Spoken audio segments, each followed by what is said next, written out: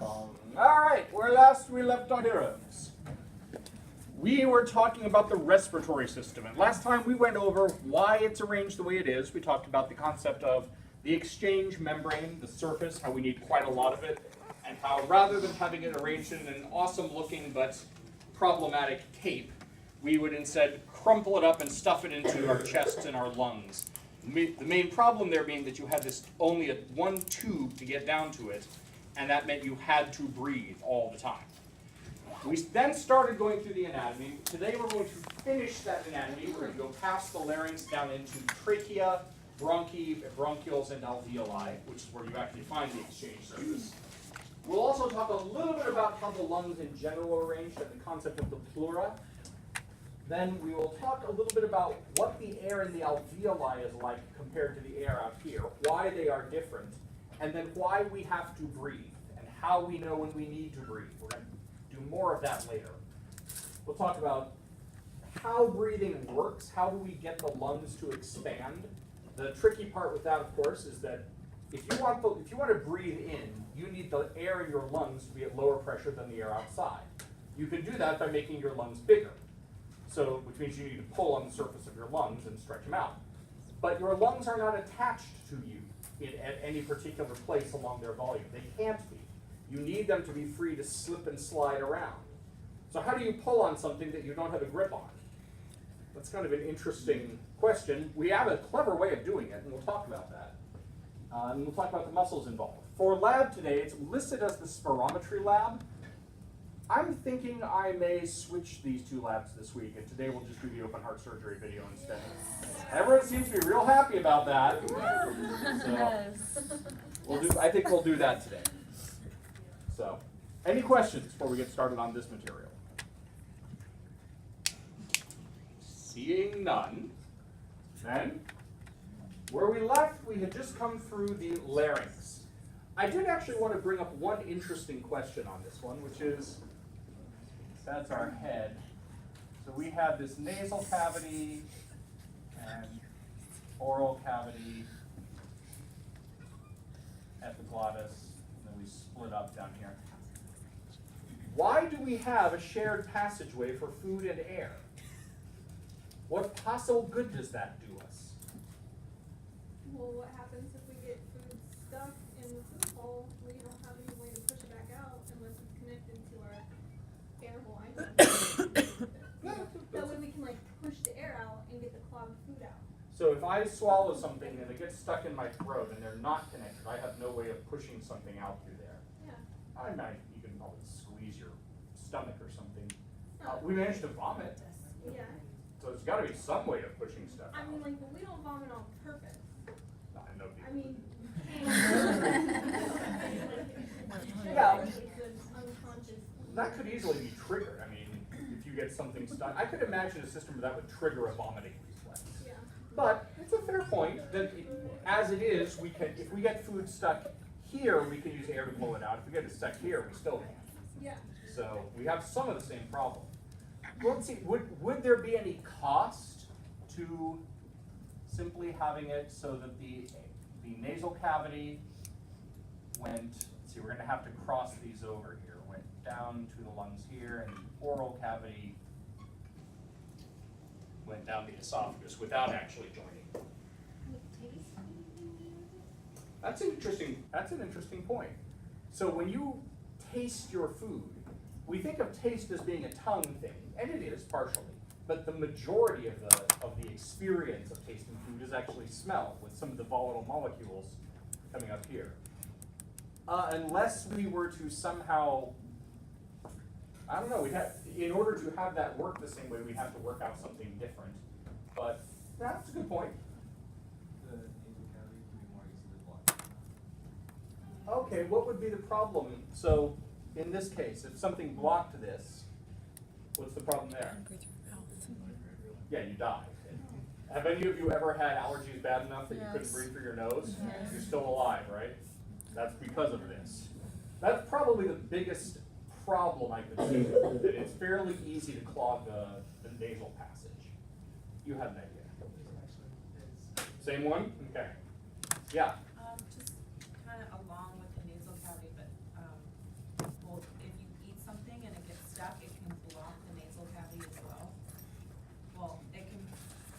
tight so they gotta get stuck here. Yeah, Okay. That would actually be better in this system. but I mean, it can stop. If it got stuck there, I can still breathe. So But if they're right next to each other, wouldn't one press on the other one? maybe, but I'm not sure why one would be better than the other in that case. If it can get stuck in a way that it blocks both tubes here, that seems less likely in this system, since they are separate tubes. Even if they could bulge a little, you'd probably still have at least some airflow. But just so you know, there are mammals who are arranged this way. Yeah. What about greater intake of oxygen? Through this system, Yeah. let's see. The intake of oxygen, the intake of air is largely determined by how much you expand your lungs. It can flow in more quickly through your mouth because it's a larger passage. But the actual amount shouldn't be any different unless your nasal passage is really, really tight. Yeah. So it just slows it down a lot. So let's say you're doing a cardio exercise, and you no longer breathing down, more breathing from You just need to get it faster. Yeah. Okay, so on the other hand, you could imagine widening the nasal passages to allow that, or having them able to broaden. So go ahead. I thought, though, we learned in anatomy that it's not good to just breathe through your mouth because you're not getting the warm, It's not ideal. moist air into your lungs. Yeah, your mouth isn't as good at that And as if your you nasal lived in passage. like a dry area, it would be bad for you. Which would make this the better system, because then your nose is the only way you could breathe. So what I'm getting at is that you're right, that when we exercise heavily, most of us breathe through our mouths just because it's faster. Right. But I can see some pluses and minuses to both. One minus to this one, we can't easily talk. Remember, speech comes from blowing air through here, but then shaping it with the lips, tongue, and teeth. So here you could honk, but unless you evolve some sort of like prehensile flexible things around your nose to speak with, which you maybe, I don't know, communication would be more difficult here. If I remember correctly, whales are arranged this way. If I remember correctly, with whales, the blowhole does not join up with food passages, which is why that scene in Finding Nemo where they get swallowed and blown out the blowhole doesn't work. But if I remember correctly, they do it that way probably because when you're a whale, it does work better for you for whatever, with as much filter, I don't know. Anyway, just an idea. So think about why do we have it this way? Because it certainly does lead to problems. You can get food stuck in your air passages this way, and you can die that way. So there must be some advantage to it. Probably some advantage to it. Evolution is funny. It doesn't necessarily give you the best thing. It gives you the thing which works acceptably. Okay. So let's go down past the larynx and into the trachea.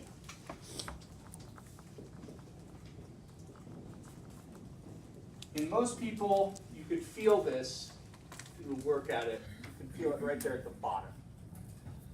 You go from having the big chunk of cartilage of your larynx to individual rings of cartilage, right there. If you take a cross-section of the trachea, you find that it's made of these C-shaped cartilage structures with a flexible membrane on the back. Why would you want cartilage here, this stiff substance? Protection? It's not a solid sheet of cartilage. You've got, To hold it open. yeah, I think it's more that. If you think about, if you run a vacuum cleaner, at least with older ones, they have that hose which has plastic rings along it. Presumably because you're running a vacuum cleaner and you don't have those, the vacuum hose goes and sucks together. Here with your trachea, something similar might happen on inhalation. You breathe in and your trachea just went and closes up on you. You never want the trachea to close. There are no circumstances under which this area should close off. You always want this to be open. So having those rings, protection is probably another thing too. If you do this, it doesn't collapse the trachea. It's got those stiff rings there. Why a flexible thing on the back? Why not a ring of cartilage all the way around? To expand the trachea? Not much. But the thing behind it might need to expand. The esophagus. If you swallow a big bolus of something, it actually tends to bulge here a little bit. Push into the trachea just a bit. So it seems like that's there to accommodate that. Which tissue is the flexible part? As far as I know, it's just a sheet of connective tissue. Anyway, the other interesting thing about the trachea is that it's lined, it's the first, well, not quite the first, you find it in the larynx too, but it's covered in an interesting epithelium on the inside. This epithelium called pseudostratified, ciliated, columnar epithelium, or respiratory epithelium. This is a epithelium which is rich in goblet cells, which produce mucus, which coats the inside of the tract, and cells which are ciliated, have the little microscopic hairs that beat upward. So what we get here is a tube that exudes mucus onto its inner surface and then slides that mucus upward. Again, one of the more disgusting names in all of physiology, the mucociliary escalator, I've heard, or elevator, I've also heard, but kind of an ick name. In any case, so we have this sliding sheet of goo that slides up the trachea, through the larynx, and then finally, from the larynx, it slides into the shared larynga, into the pharynx, where every time you swallow, a little bit of that mucus just goes down your digestive tract. Harmless. So, what's this for? Why do we have this complicated structure for sliding mucus up our trachea? Keep it moist. The moisture is one thing, like in the nasal cavity, this wet mucus humidifies incoming air. But Stuff out of our lungs. yeah, there's another one. On here, incoming contaminants that make it through all the other parts get trapped in the mucus. And we don't want them sitting there forever. We build up this contaminated mucus and gradually choke yourself on it.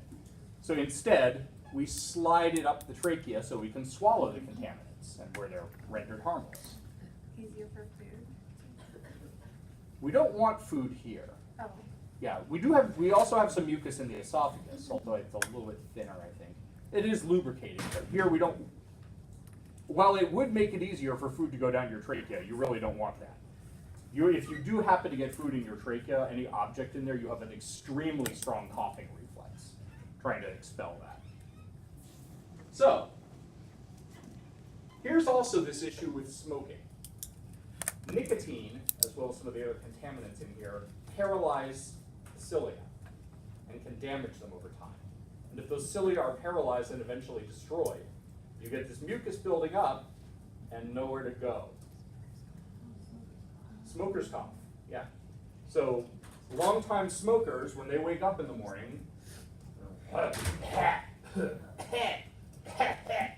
eventually, you know those lovely. So, I've occasionally called this lugigenic epithelium, because if you do not have these cilia working, you build up this mucus, and then you have two choices. Well, really, you have one choice. You can use airflow to shove it up into your pharynx, and then you can either swallow it or expel it from the oral cavity. One or the other. So, that's why you want those cilia there, because nobody likes that. Yeah? I can't remember, is that something that would replace itself after it's damaged? If I remember correctly, yes. Although it may depend on how extensive the damage How much is. smoking? Yeah. If I understand correctly, if you quit smoking, I don't know what the time limit is, but I believe there is a point at which it comes back. There may be a point at which it's irreversible. Honestly, I don't know. Because it's not an area that is going to have a lot of exfoliation, it's just air that's going in and out of there most of the time. I'm guessing you do shed the epithelium gradually. It's just whether at some point you've damaged it so seriously that it won't. But Oscar, you had a comment? Yeah, yes. So, smokers' lungs, is that like Emphysema. yeah. Smokers' lung. Again, not a medical doctor, but there's several things that can come from long-term smoking, aside from lung cancer. Emphysema is one of them. Chronic bronchitis is another, and scarring, fibrotic disease is another. We'll talk about actually all of those toward the end of this. Most conditions people have are a combination of them, and we'll talk about what those are. But yeah, smoker's lung can be a lot of different. Also, just the buildup of contaminants, literal physical tar and soot accumulating in the lungs with no way to get rid of it. Yeah, it's bad. So it's a testament to how addictive nicotine is. So you can feel these things happening. Anyway, questions there. Of course, the other question that comes up is, okay, does vaping do this to you?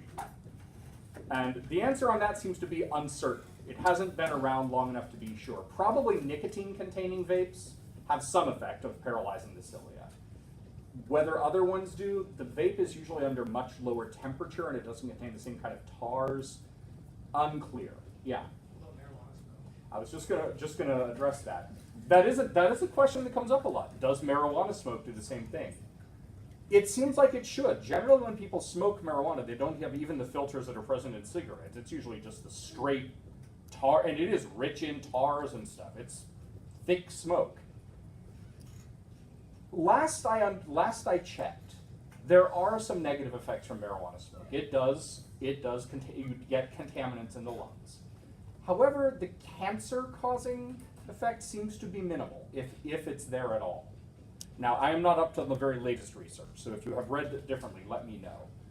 Last I heard, though, there was some evidence that it does not seem to be as likely to cause lung cancer as tobacco smoke. Whether that's because of a protective effect from some of the chemicals in the marijuana, the THC or the CBD or both or something else. There's lots of things in marijuana smoke. Yeah, isn't marijuana, doesn't it like help with certain types of cancer? The last I understood, the research on anti-cancer is iffy.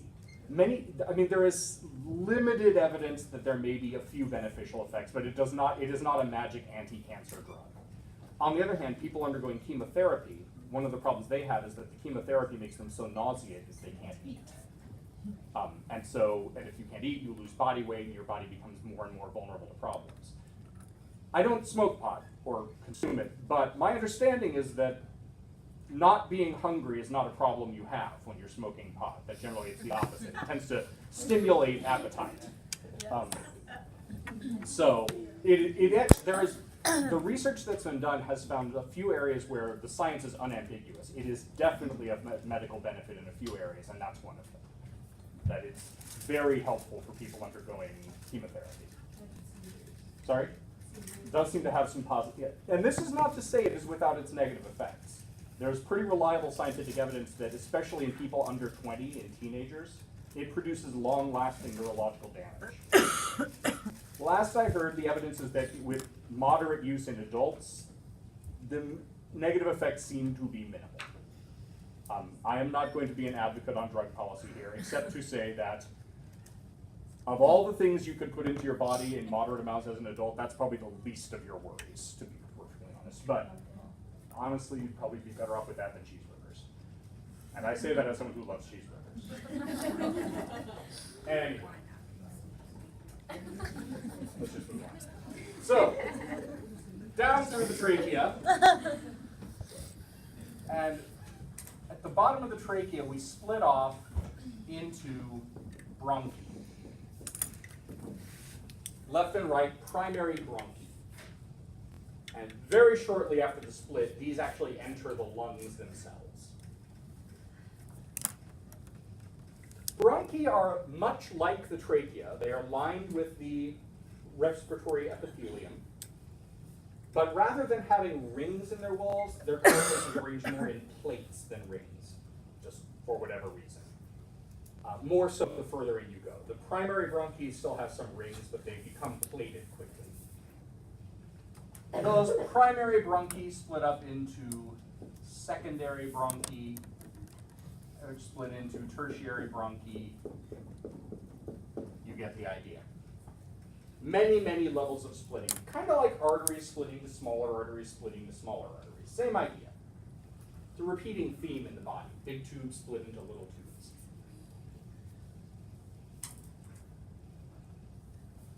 The bronchi are pretty much the same down to the smallest ones. Although by the time you get to the tiniest bronchi, their cartilage is fairly minimal, but it's still the same idea. You've got a inner layer of respiratory epithelium, a little bit of smooth muscle, a little bit, not much in the bronchi, and then a cartilaginous outer layer for protection and stiffness. Go ahead. When you say respiratory epithelium, are you talking about the same epithelium that you mentioned? Pseudostratified, yeah. Okay. Also known as respiratory Just epithelium. making sure. Oh yeah, you should. Now, a quick side note here. The lungs themselves, I'm not going to be able to draw them extremely well, but these two roughly 2 to 3 liter size things in the chest. It's worth noting something interesting about these.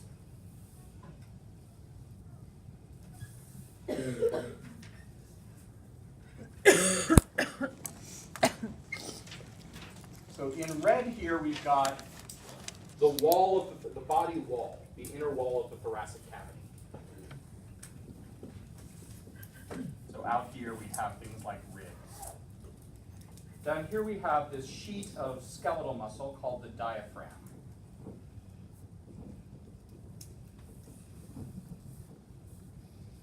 Which has this arched shape.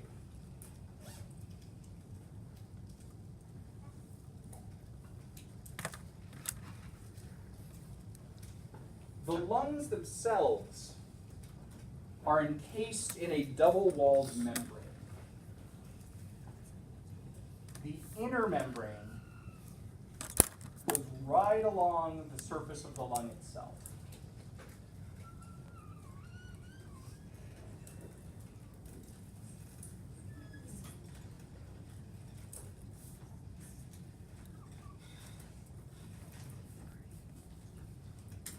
The heart is in here, that makes things a little more complicated.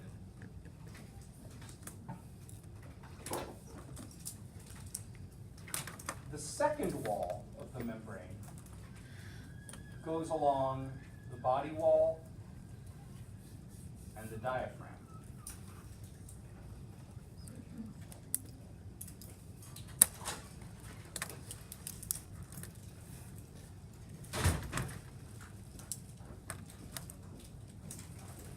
So each of these lungs is encased in a double-walled membrane. It really forms a sac around it. And each one has its own.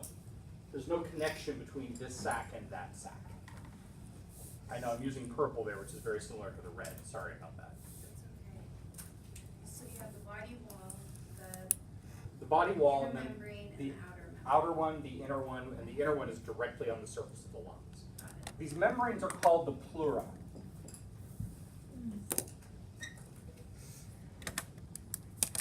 The inner one that's on the lung surface is the visceral pleura. The outer one that's on the body wall and the diaphragm is the parietal pleura.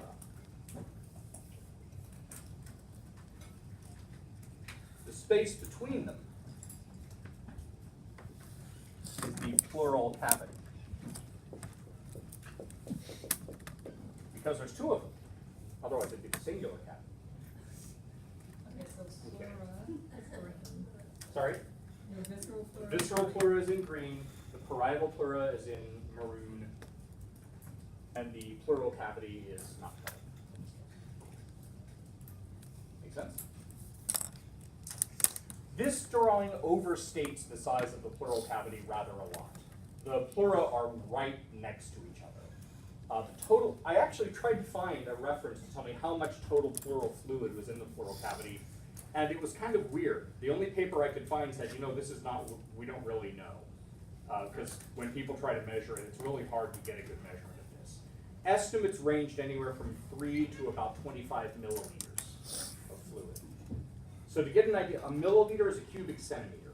So imagine taking, let's say 10 sugar cubes worth of water, about that much water, so about yay much. Spread that out over the surface of a 3-liter soda bottle. That's the thickness of the pleural cavity.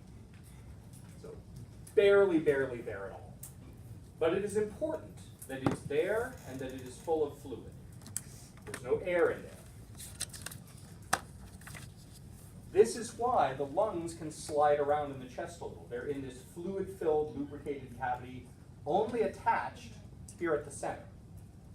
So as you move your torso around, the lungs can slip around in there a bit. That's going to come in handy later, keep it in mind. Okay, questions on that? All good?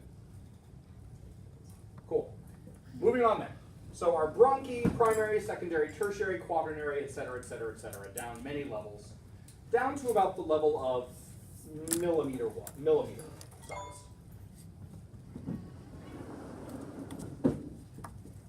So our smallest bronchi then split off into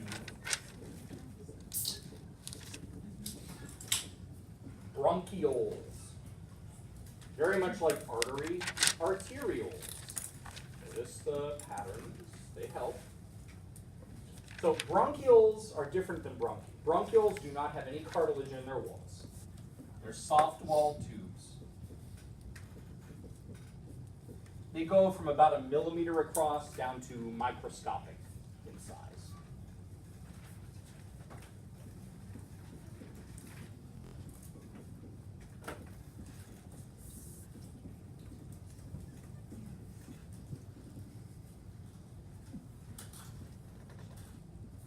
These do not have the ciliated epithelium, if I remember correctly. The bronchioles, I believe, switch to a smoother epithelium. But they do have some smooth muscle in their walls. What size did you say they were? They range from about a millimeter across down to the microscopic level. It just carries one red blood cell, right? It has to be enough for just the smallest These don't carry blood, these are carrying air. air too. But it has to, you said that both of them are very small. Yeah, but Were they exchanged? we're not to that yet. Oh. Most of the bronchioles are too big for exchange with blood vessels. The smooth muscle in their wall makes them too thick for effective diffusion. We will get to the ones that can, though. So bronchioles serve a similar purpose to arterioles. Remember, arterioles are there to control the flow of blood. Bronchioles are largely there to control the flow of air. By having bronchiolar muscle dilate or constrict, you can open or close air passage into the lungs to help direct air to one area or another as you breathe. There are areas in your lungs which are normally largely closed off and empty, that they only open up when you start taking really deep breaths. Also, if you have asthma, this is the area that's giving you trouble. Asthma is largely a spasm of the muscle in the bronchioles, so when it goes and cuts off your airflow or tightens to where it's very hard to get air to flow through, notice we're not to exchange surface yet. So if the air gets stopped here, it's still not doing you any good. This is why asthma is a problem.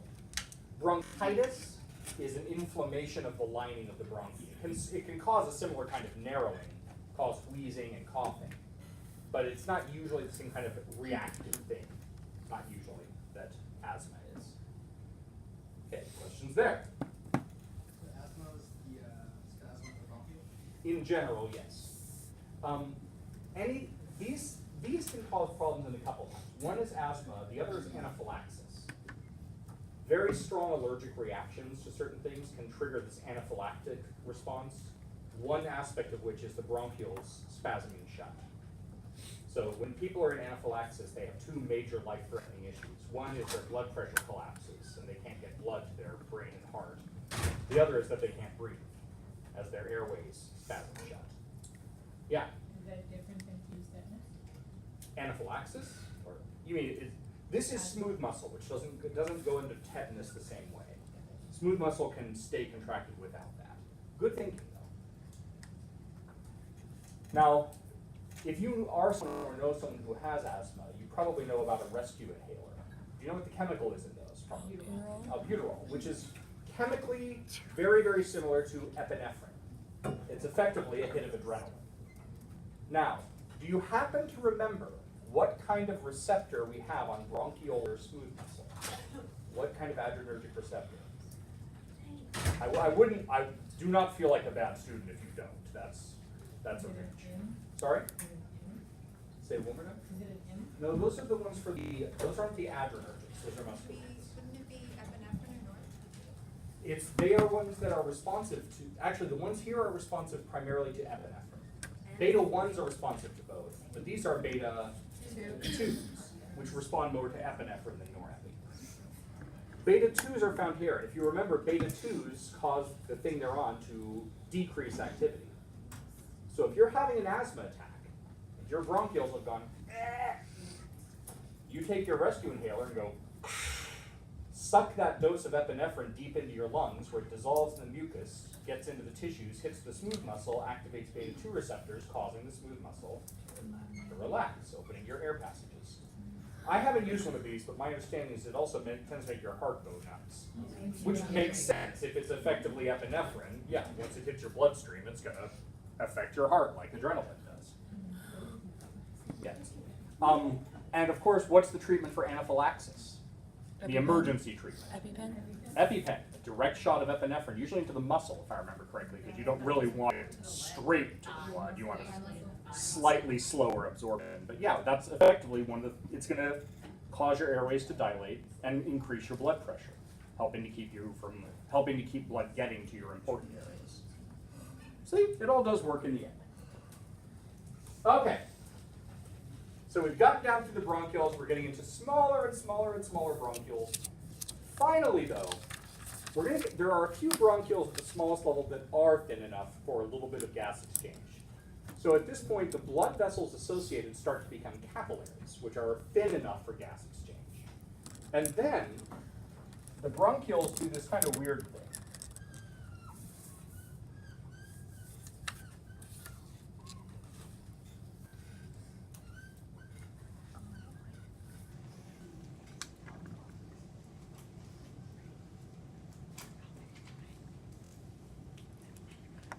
You don't obviously have to draw this exactly.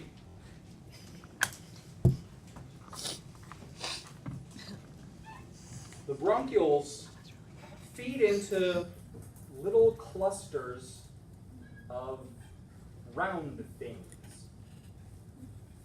These little clusters of partial circles are alveoli.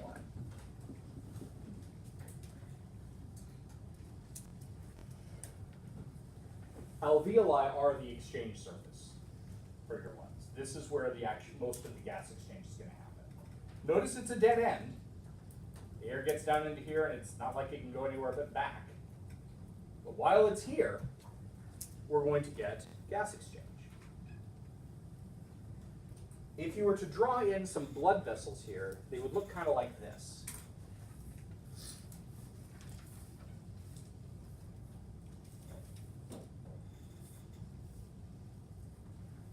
Where a blood vessel comes in and then splits into a network of capillaries that completely surround the alveoli. On the outer surface. Which makes what amounts to a thin sheet of blood, separated from the air by a thin cell. In other words, there's your exchange surface. Take a picture of these.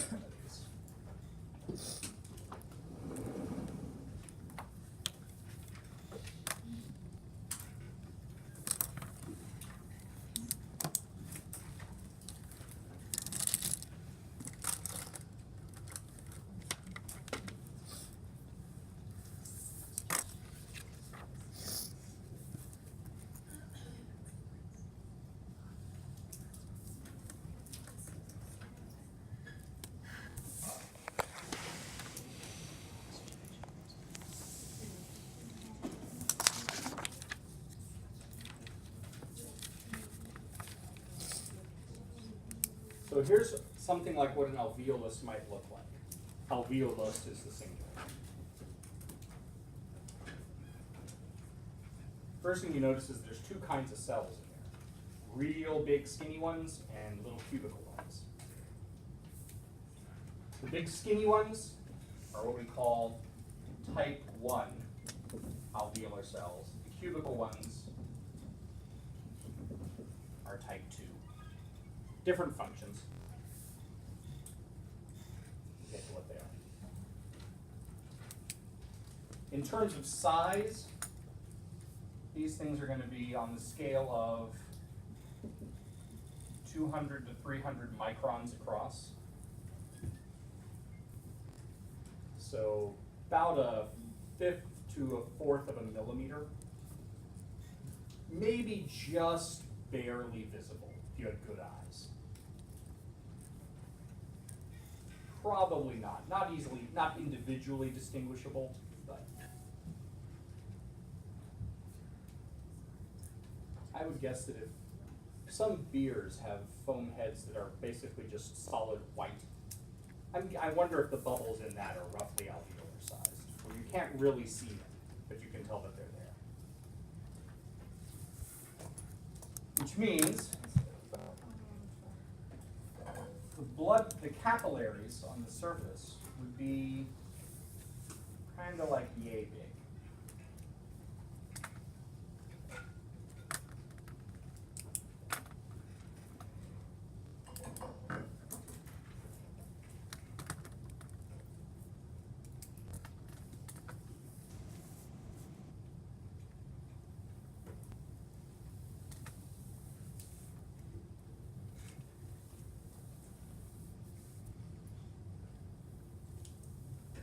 There's what a capillary on the same scale might look like.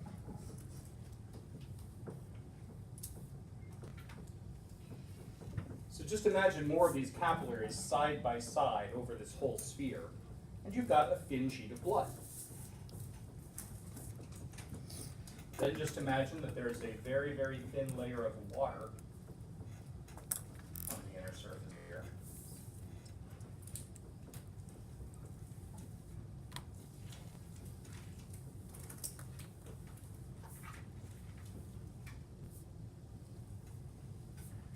You've got your exchange membrane. Given that you have something on the scale of 1 million alveoli per lung, roughly, we could do a little math and estimate how much exchange surface that is, see if it comes close to 70 square meters. Maybe I'll do that at break, just for the heck of it. If I can remember the formula of the surface area of the sphere. 4 pi r squared. Anyway. Assuming each one's a sphere, which it's not. So this is roughly how they would look in a cross section. If you were to take a very, very close look here, take, let's say, a section through this wall.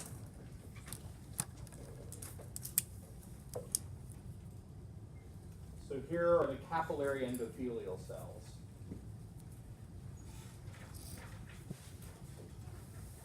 Red blood cell, roughly that big by comparison.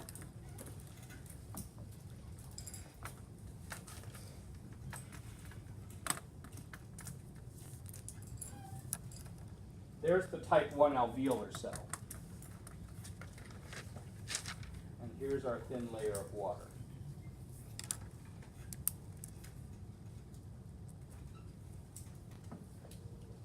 Honestly, that's probably thicker at that scale than it should be. It should probably be half to a third that thick. The distance between air and blood plasma here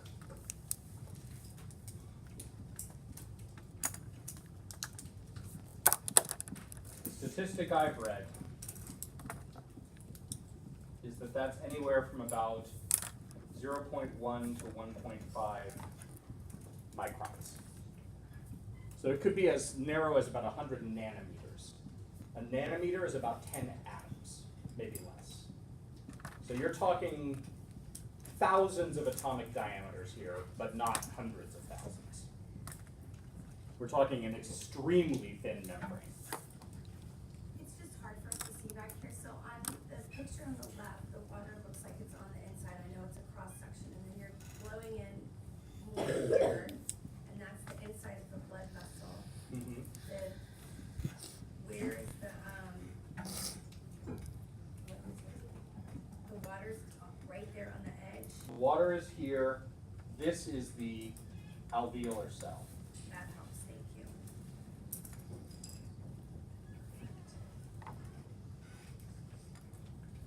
The alveolar cell and the capillary endothelial cell share a basal lamina. Here between.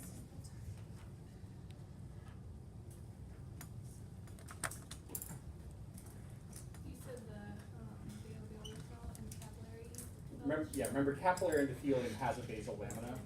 So does alveolar epithelium. And they just share one there. We want that distance to be very, very tiny because we want diffusion of gases through this to be extremely rapid. We want this to be small enough that oxygen and CO2 that dissolve in this water, actually mostly we want the oxygen, can diffuse into that plasma in virtually no time. And CO2 from the plasma can diffuse into that water and then out into the alveolar air.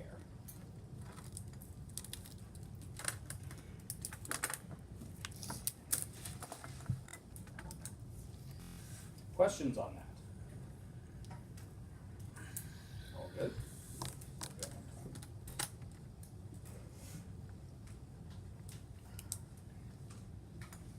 So, there's our exchange surface. Now, having the water there does present us a bit of a problem. So, if I have the surface of a freshly waxed car and I put water on it, what happens to it? It slides up, and if it doesn't slide, it forms as close to a sphere as it can manage.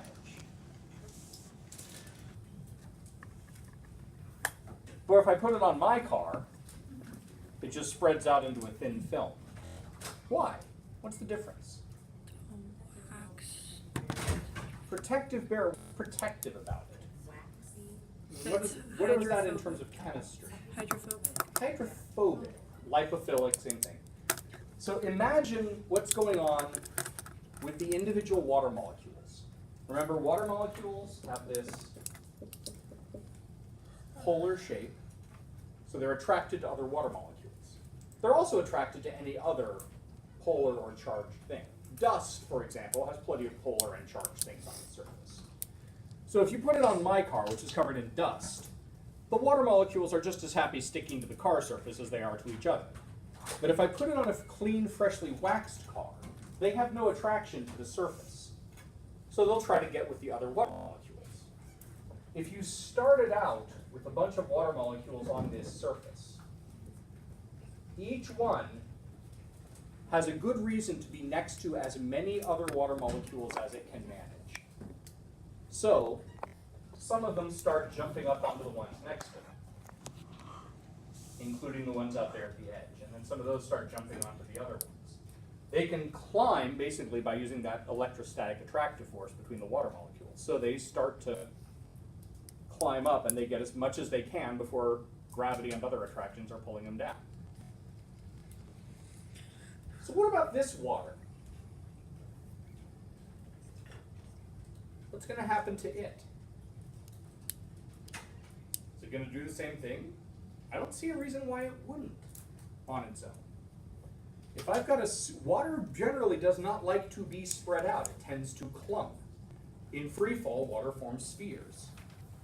If it can, this water is going to clump up and get next to other water molecules, which means it actually exerts a certain amount of force pulling these walls in, trying to collapse it into a small water-filled container.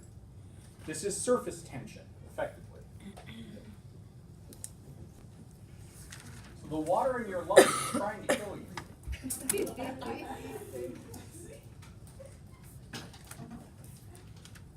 That water is trying to collapse your lungs.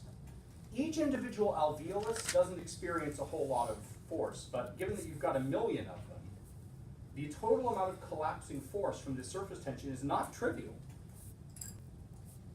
In fact, it's strong enough that if we didn't do anything about it, as an adult, you'd probably be able to hold your lungs open, but you would have a constant, strong feeling of pressure, like something was trying to force you to exhale. Inhaling would be a struggle. You'd go, as if somebody were standing on your chest. A newborn couldn't possibly do it. So, How do we get born at all? What helps us here? Anybody know? There you go. A chemical secreted by the type 2 alveolar cells.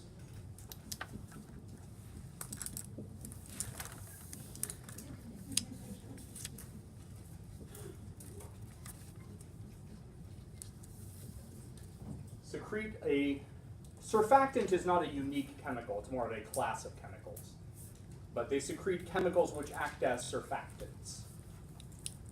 Surfactants are laundry detergent, pretty much. They're molecules that have a mix of hydrophobic and hydrophilic properties, such that they interfere with water molecules binding